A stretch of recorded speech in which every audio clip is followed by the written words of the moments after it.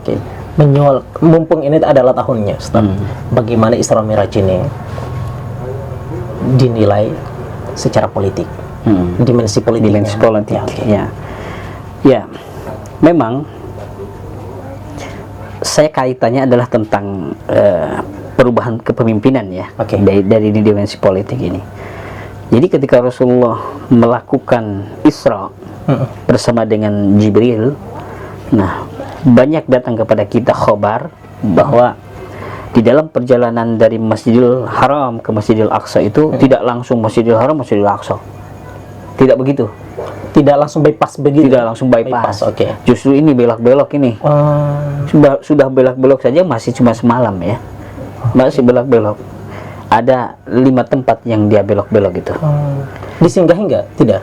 Disinggahi, justru sholat di situ. Sholat sunnah di situ. Turun sholat sunnah. Jadi ini perjalanannya dari Masjidil Haram ke Masjidil Aqsa. Betul. Jadi sebelum ke Masjidil Aqsa ini ada rest area. Betul. Ada 5 rest area itu. Oke. Nah, nanti kita akan masukkan dalam dimensi politik. Oke, dimensi politik. Nah, yang pertama tentunya adalah Mekah itu sendiri. Mekah, oke. Mekah.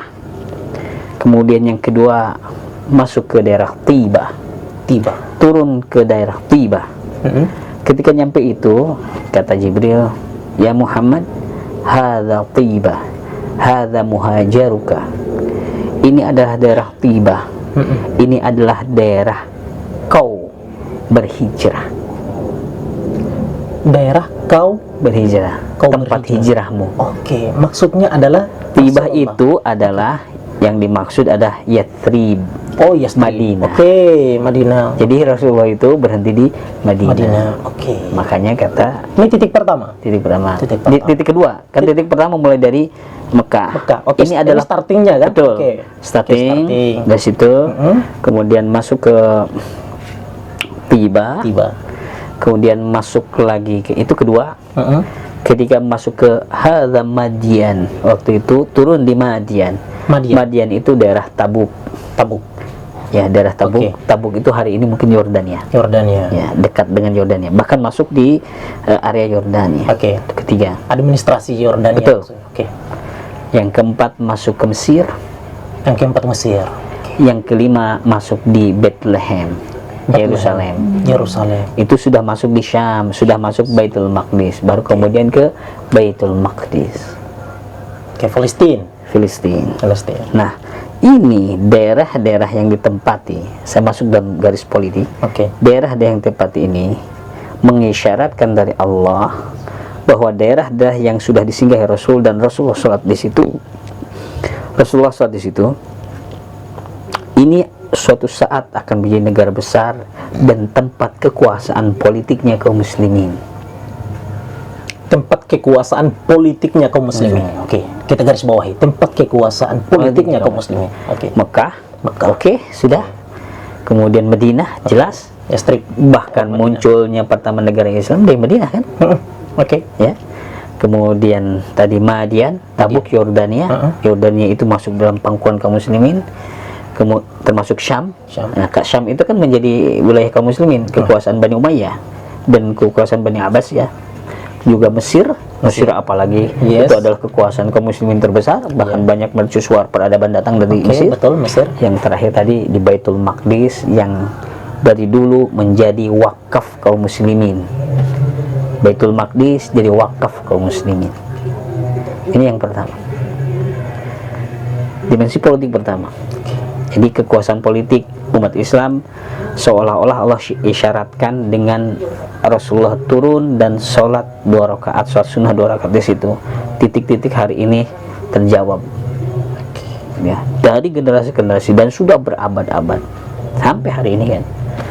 Yang kedua, di dalam hadis sahih Bukhari dan Muslim yang sangat panjang itu. Muslim yang ke-162, hadis yang ke-162. Rasulullah ketika sampai ke Baitul Maqdis itu disambut oleh para nabi.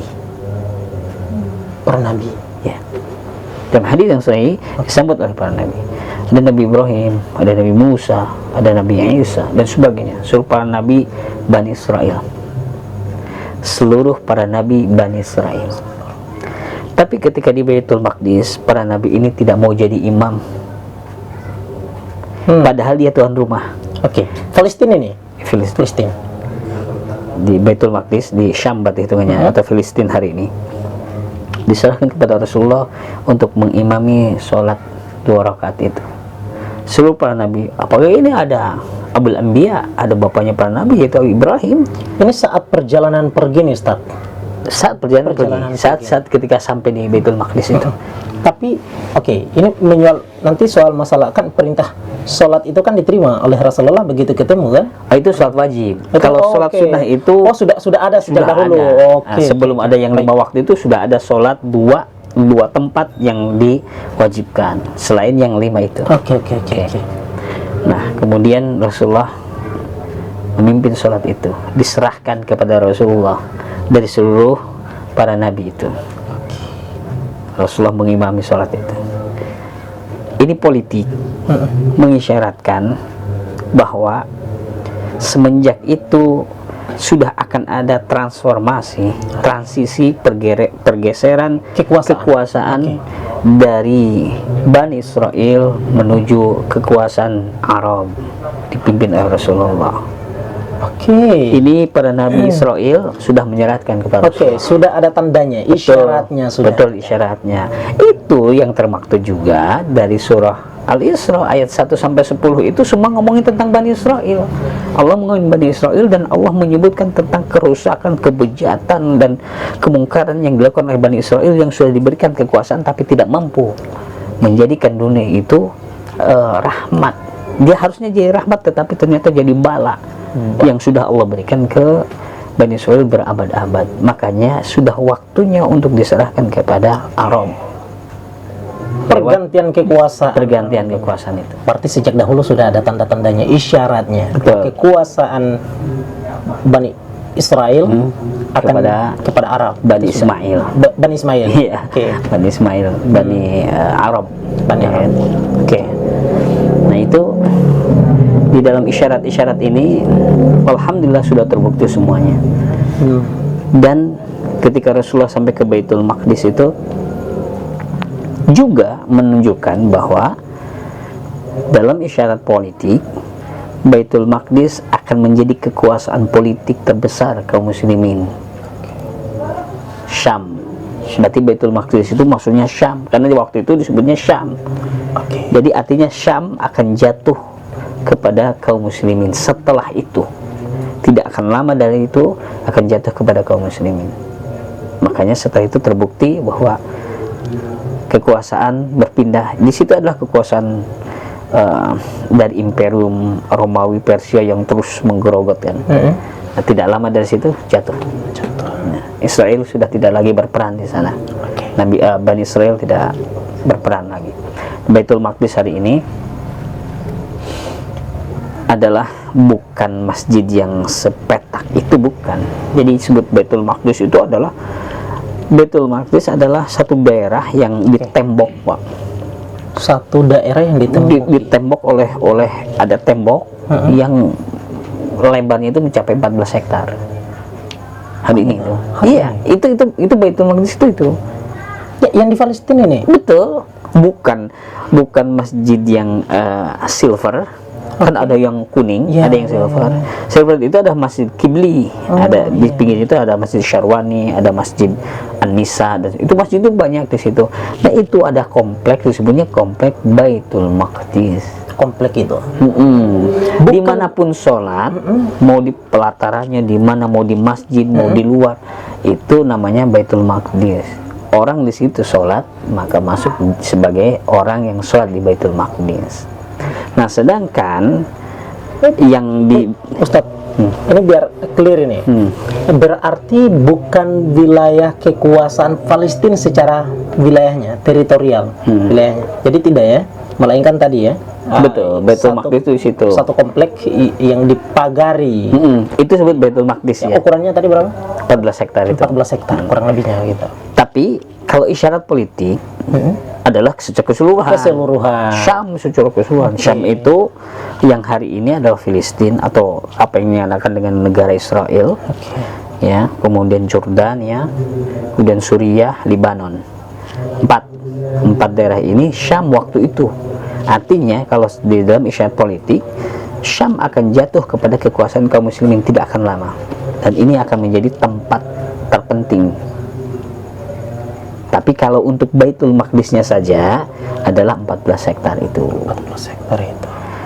Ada satu seolah kayak masjid yang warna kuning Pak, yang gede itu. Iya. Itu namanya Qubatus Sakhra namanya. Oke. Qubatus Sakhra itu di dalamnya di tengah-tengahnya itu ada batu yang Rasulullah ketika melakukan Mi'raj. Oh, di Masjid Kuning ini. Itu Disebutnya Kubah As-Sakhra. Kubah As-Sakhra. Boleh sholat di situ. Nah, itu termasuk masih termasuk Baitul Maqdis. Baitul Maqdis karena dia di dalam wilayah itu. Masuk pagar bulan itu, sahih. Oke, jadi Betul. dimanapun sholat di situ berarti Di pekarangannya itu adalah Baitul Maqdis namanya itu.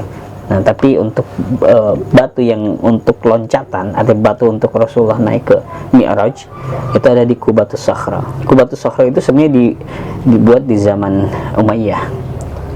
Zaman Umayyah. Zaman Umayyah baru didirikan itu sebagai monumen lah. Oke, monumen. Makanya Bani Umayyah atau kerajaan Umayyah, Damaskus atau Syam secara keseluruhan dijadikan kekuasaan terpenting, bahkan jadi ibu kota kerajaan.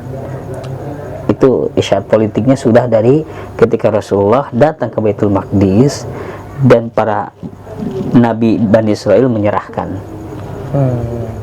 sholat sama saja menyerahkan kekuasaan. Jadi, transaksi kekuasaan itu dimulai sejak sudah itu. dimulai situ. Oke. Makanya diperkuat oleh Allah dalam surah Al-Isra ayat 1 sampai 10 seluruhnya tentang Bani Israel. Oke. Berarti tadi apa namanya? Batu pijakan itu menjadi bukti monumen transaksi Betul. kekuasaan dari Bani Israel ke Bani Ismail Betul. atau Arab atau Arab secara keseluruhan. Betul. Oke.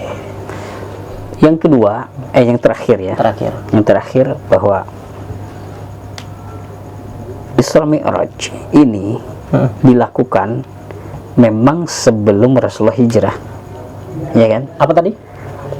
Isra Mi'raj itu dilakukan sebelum Rasulullah hijrah. Yes, oke.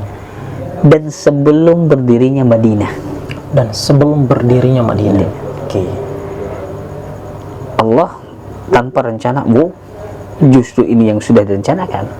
Memang harus sebelum hijrah, memang harus sebelum berdirinya negara Madinah. Kenapa? Isra Mi'raj ini kan mukjizat yang luar biasa, yang seluruh orang yang mengikuti Rasulullah itu semua harus diuji keimanannya ini. Jadi Allah menyeleksi umat Rasulullah ketika sebelum hijrah, diseleksi dengan mukjizat besar ini, Pak. Diseleksi semua karena yang terseleksi itulah yang layak dia menopang negara muslim, negara Islam di Madinah itu nanti.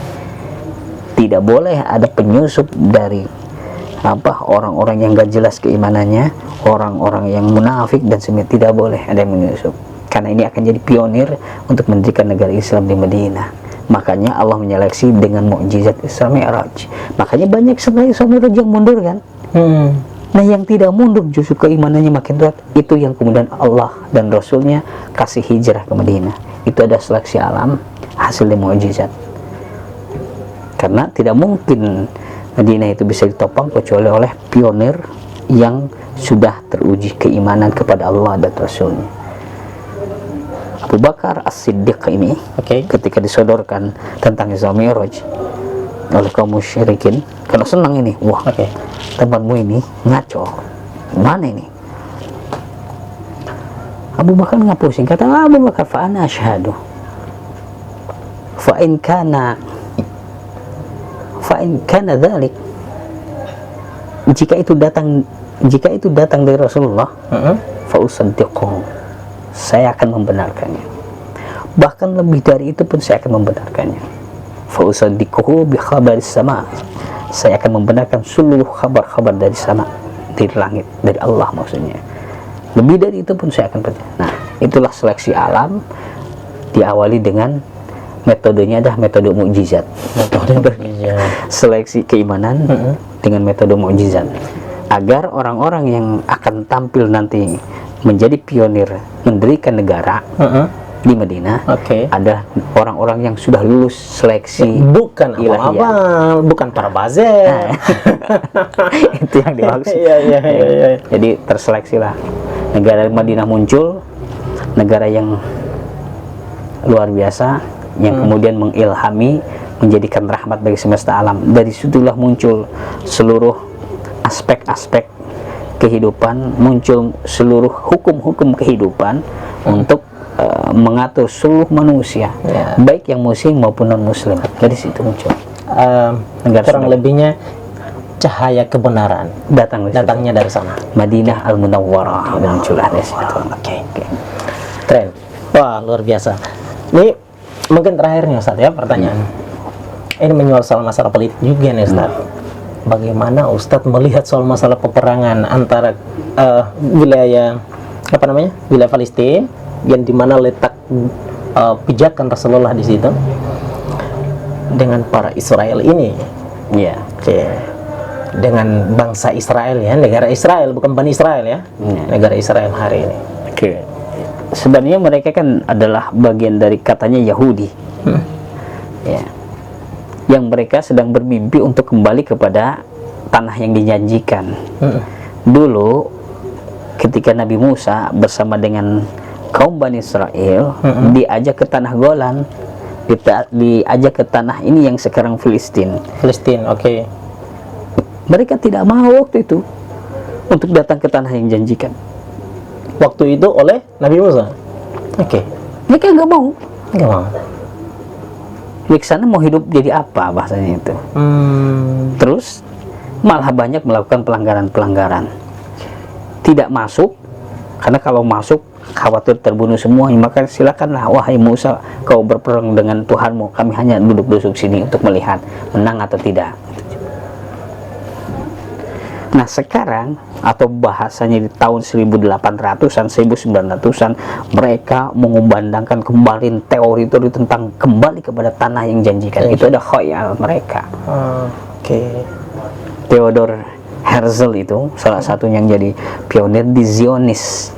Nah, jadi yang masuk hari ini di Israel itu adalah kelompok Zionis. Kelompok Zionis adalah kelompok yang paling ekstrim yang ada di Yahudi. Oke.